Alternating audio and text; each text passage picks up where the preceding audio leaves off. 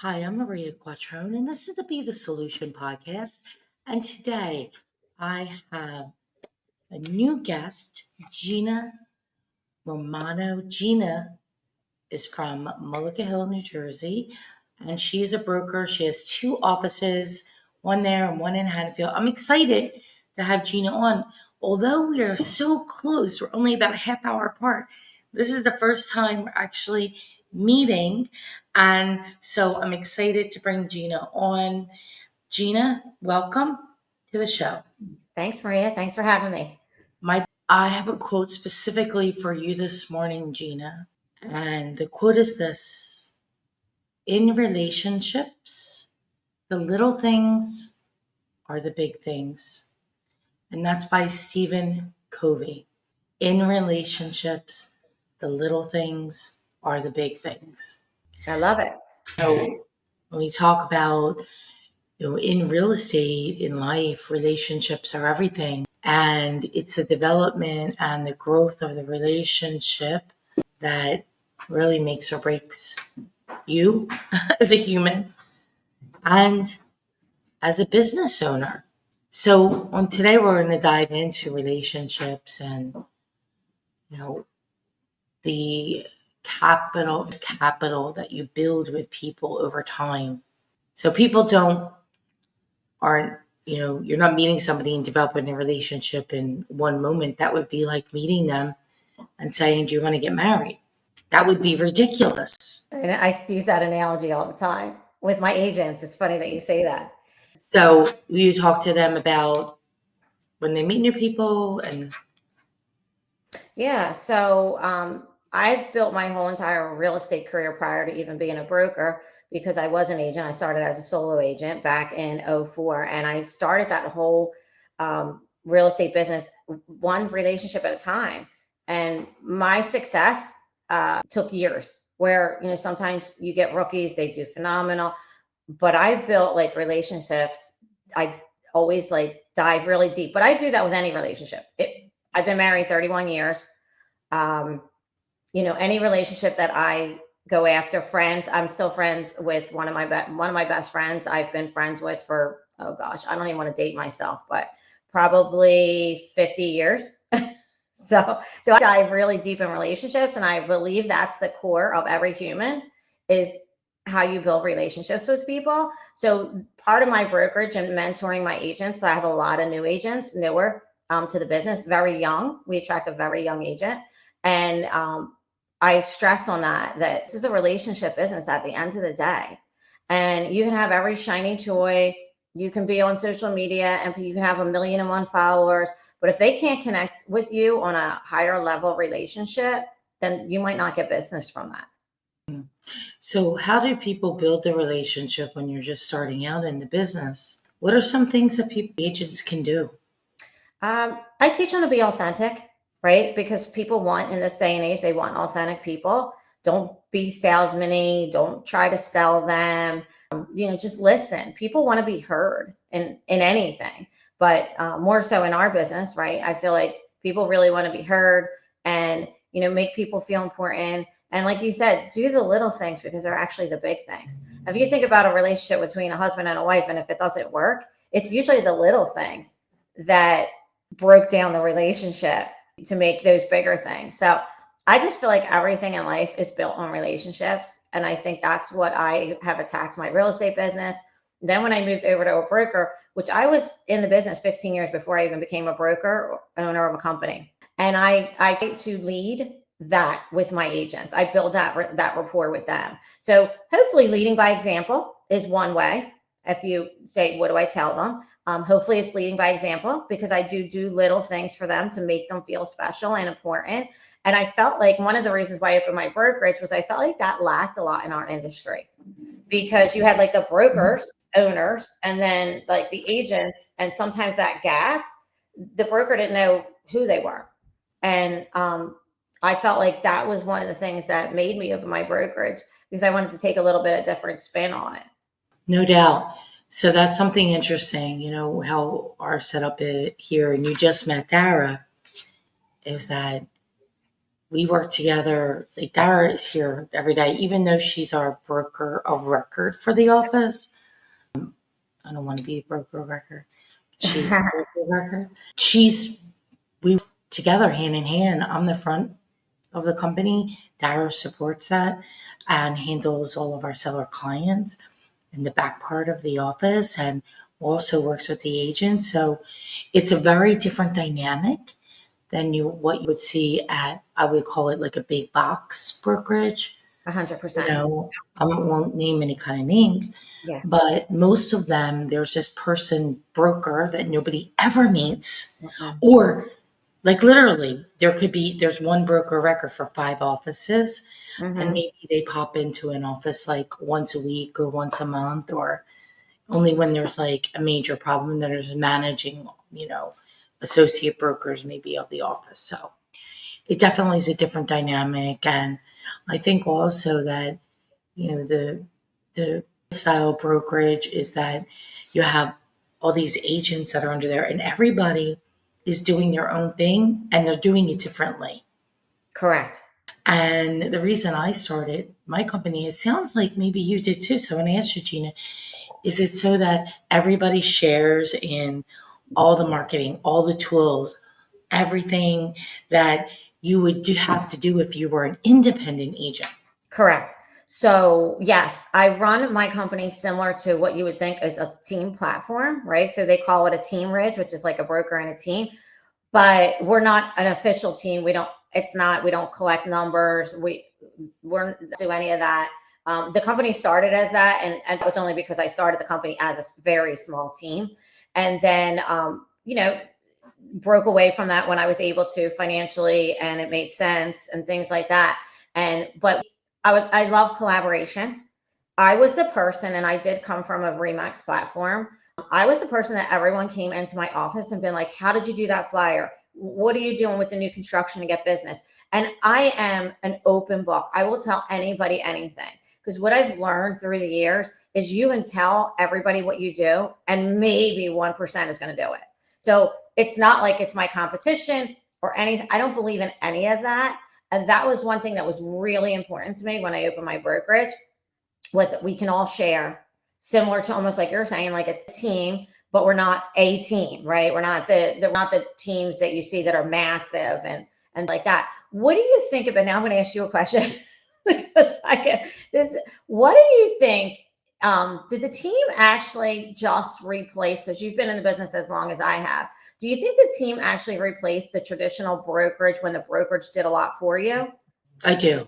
Yeah. And we're a team office. Okay. So we also, even though I do own the brokerage and we are Remax in name, but we Yep. don't operate on the Remax platform. So Yep. we're not that you pay into it, 95.5 kind of thing. Absolutely not, because I am the rainmaker at our firm. So I bring all the business in and then it gets dispersed Okay. throughout. I still do. I am still in production at this point. So I am handling listings. In fact, this year I've listed 123 properties so far. Wow. That's And amazing. so, I'm like barely breathing at this point with production. I think I closed 4 deals this year. 8. yeah, I am I'm a listing machine. And some of them now I'm starting to, like I have been this year, I've been giving listings, assigning them to some people and some other agents in our company. And as more agents learn the list side of it, I'm going to assign more out.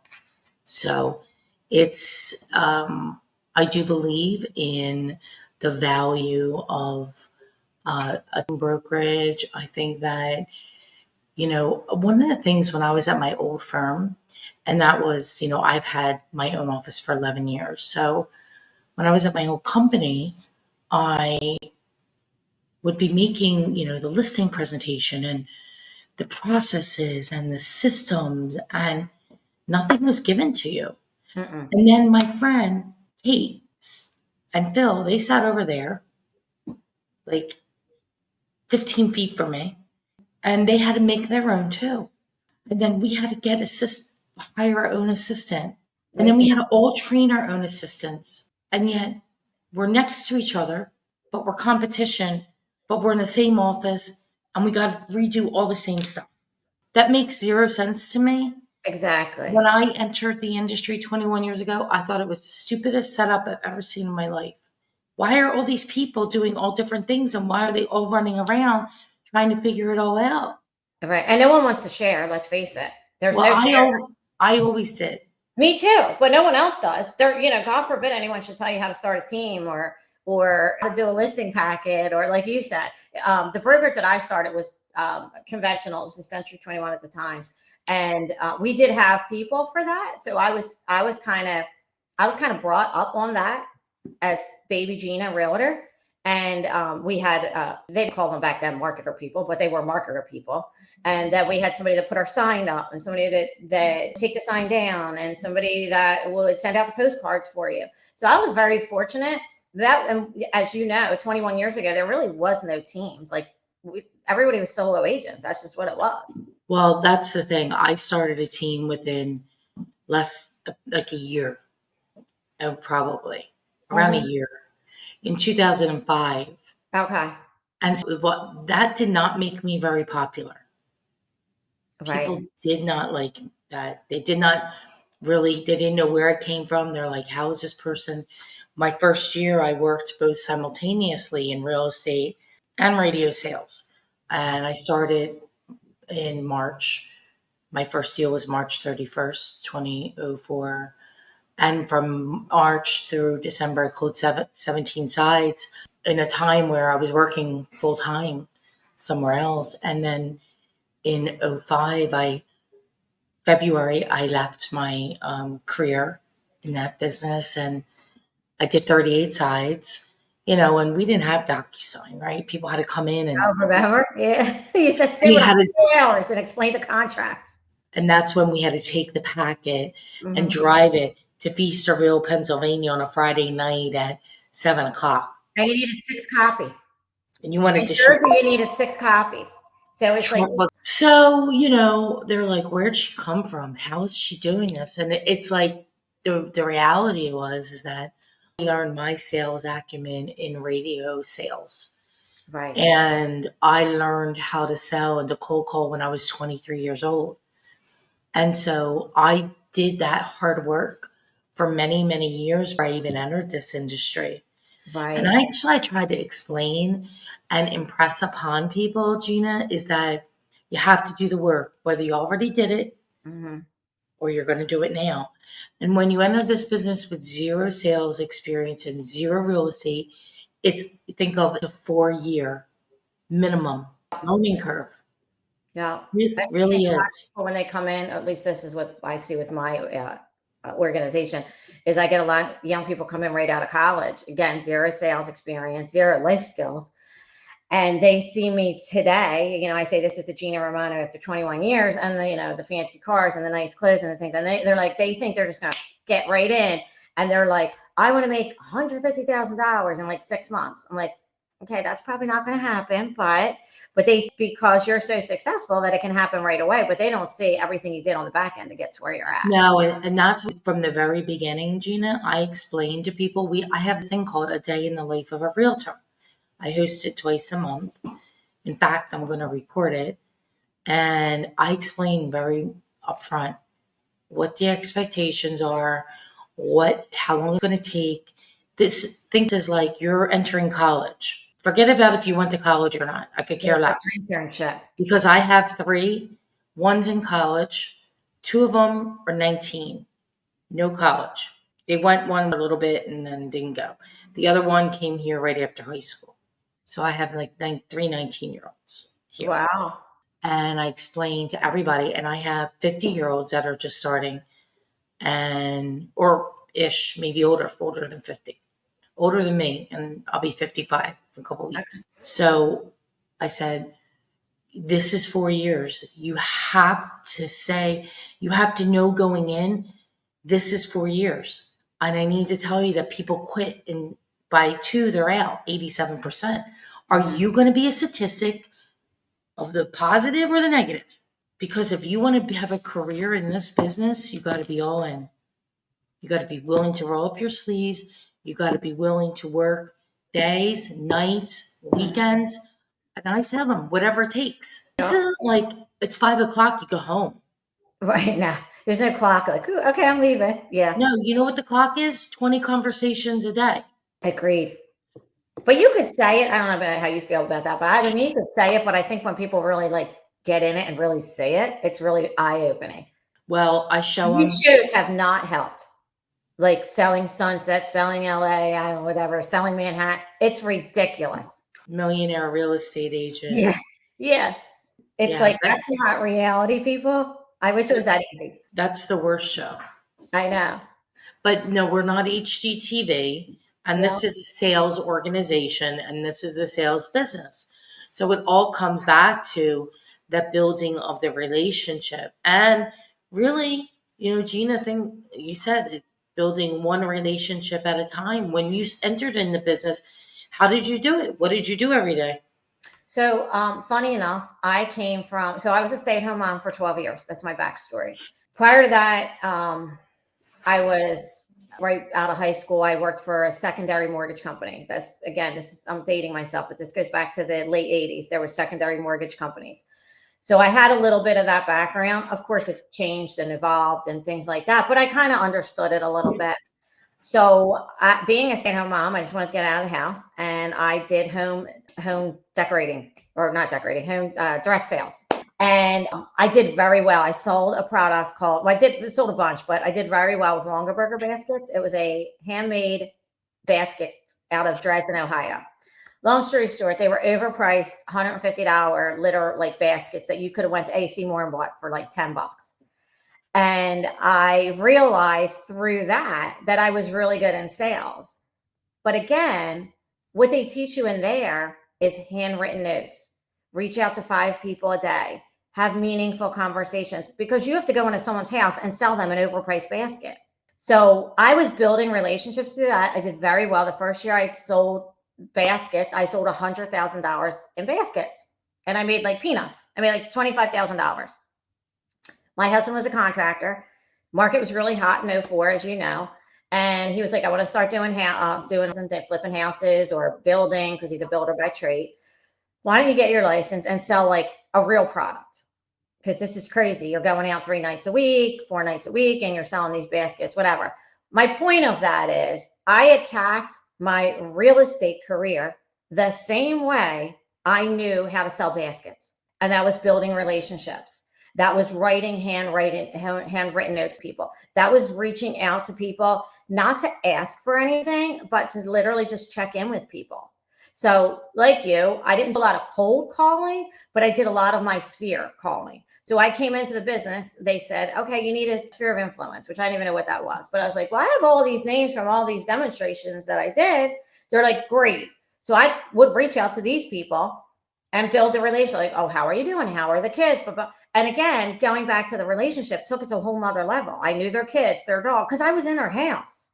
So I knew everything about them, which is kind of how I evolved so everything I did as a home demonstrator, I did as a real estate agent. But like, who does that? Who goes in and dives really deep into relationships from day one with the people they already know?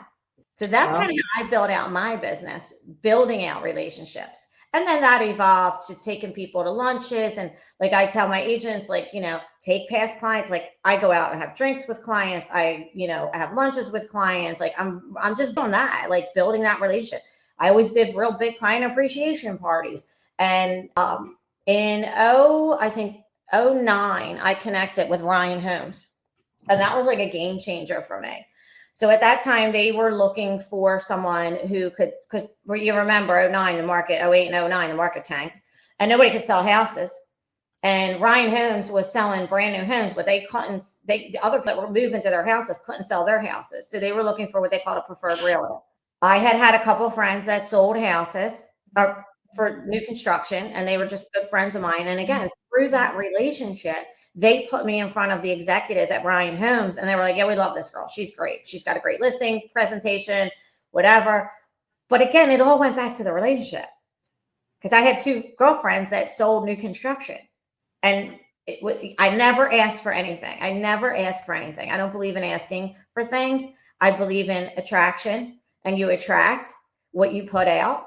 We kind of talked about that a little earlier, but yeah, so I just really deep on relationships, and that's really how I built my whole career. And again, that's a slower process, and I tell people that, if you're going to do it that way, it's a very slow process.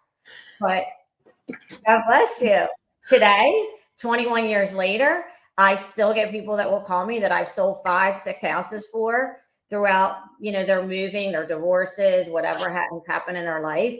And I would never have to take an online lead at this point in my life. Like if my went away and it was just Gina Romano, it just went back to where it started, I would still have a nice book of business and never have to do an online lead or talk to a person again. But of course we do, because that's what we do, right? I'm sure you're like me, you go in a bar, everybody knows I'm the real estate agent and things like that. But the relationships are so strong now. And a lot of my clients have become very close friends. Isn't that what it's about? It is. Helping people. And Helping so people. for the new agents that come in, what that need to do business right now? Yep. So I teach a lot of the basics.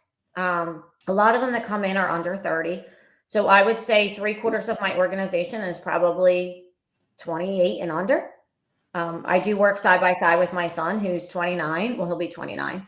And I feel like I'm a mother to them a lot. Like I'm teaching life skills as well, because I think that comes into play. Because I have that are like 22 years old that never sold a house or bought a house, don't know anything about real estate.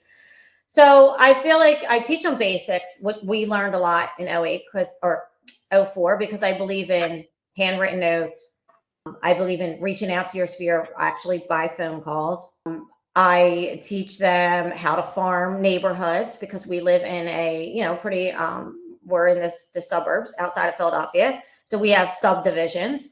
So it's, having an ice cream truck. I had one girl put flags out for 4th of July. She's a brand new agent. She's like, she texted me the other day, which is so rewarding. She's like, oh my God, I put the flags out. They put a shout out on Facebook to me. I had people from the neighborhood texting me. And so I teach a lot of the basic stuff, like the stuff that we were taught when we started back in '04. And then I surround myself with all these young kids, I like to call them, and they're very social media driven. So we kind of marry them two together, like the old school with the new school. And that's kind of, I think, what our sweet spot is. So, yeah, I mean, I'm sure like you're doing, just constantly mentoring people. I coach people one-on-one. Every one of my agents, I have about 30 agents right now, and I coach everybody one-on-one. I tried group coaching and all that. I don't like it. I like this because, again, I'm a relationship person. So I feel like I can move the needle more with Maria if I sit and talk to you like this, and we go through what to do. And then you say to me, this is my pain point. Then I can, and again, I feel like, a lot like you could take a pain point and like just spurt something out. At this point, 21 years later, I don't know how many transactions I've done in my career. There's not pretty much anything that somebody can like kind of hit me with that I don't have a response to. So you coach weekly, monthly? Bi-weekly. So every agent, 2 half-hour calls. So an hour a month, just one-on-one with me. And a lot of them are through Zoom like this. And I find that it moves the needle a lot quicker. And we can get someone into production fairly quickly. We're also a Zillow Flex team, so that helps. But we can come into production. But again, it's the one-on-one, just kind of guiding them, building the relationship. I also believe that I'm building the relationship with my agent, so we have retention. Sure. Right? Well, so kind of goes hand in hand, because you're getting me, again, the broker. My office in Haddonfield has another broker, but I still manage all the agents, meaning like I coach them, I do the meetings and things like that. So we do 2 meetings a month, and they get 2 coach calls. So that's a mentorship. Mm-hmm. And again, it's all about building relationships. And relationships are built at one thing at a time. Like, yeah. If you think about, I always say the devil's in the detail. It's in the little things. Yeah. It's really not the big things. People will say, oh, nobody gets divorced over toothpaste on the counter, toothpaste in the sink, stuck on the sink, right? It's usually like the little tiny thing was the last straw. Yep. As an example. As an example. As an Yep. example. As a positive example, though, it's making contribution so that we can make an impact on people on a daily basis, a weekly basis, as much as possible. So that's how we have the Be the Solution podcast. We believe that each and every individual is the solution for their own life.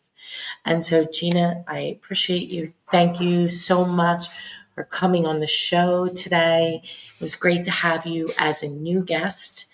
And I'm excited to watch your continued journey and helping your agents grow and build one relationship at a time. Thank you. Thanks. I appreciate it. This has been fun.